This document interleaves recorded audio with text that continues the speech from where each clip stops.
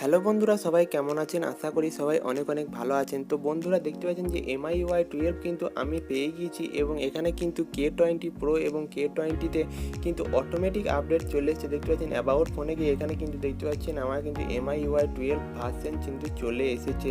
তো বন্ধুরা এর জন্য আমাদেরকে কী করতে হবে সব কিছু আমি বলে দেবো। তো বন্ধুরা চ্যানেলে নতুন এসে থাকলে কিন্তু অবশ্যই সাবস্ক্রাইব করবেন এবং পাশে থাকা বেল আইকনটি টিপে দেবেন। তো বন্ধুরা চলুন শুরু করা যাক। তো বন্ধুরা দেখতে পাচ্ছেন যে কিন্তু MIUI12 আমাদের যে ইনফরমেশন এসেছে সেই ইনফরমেশনে কী আছে দেখতে পাবেন যে সিকিউরিটি বলে যে অপশন থাকে, ক্লিনার যে অ্যাপটা, সেই অ্যাপটা কিন্তু আমাদের MIUI12 আর থাকবে না। দেখতে পাচ্ছেন এখানে আমি দেখাচ্ছি যে অ্যাপটা ছিল সেই অ্যাপটা কিন্তু থাকবে না। কারণ হচ্ছে যে এটা কিন্তু একটা চায়নার অ্যাপ ছিল, সেই জন্য কিন্তু ইন্ডিয়াতে এটি ব্যান্ড হয়ে গিয়েছে, এটা থাকবে না। তো এছাড়াও কিন্তু আরও নতুন ইনফরমেশন আমি পরের ভিডিওতে বলবো, তো চ্যানেলটিকে অবশ্যই সাবস্ক্রাইব করে রাখবেন।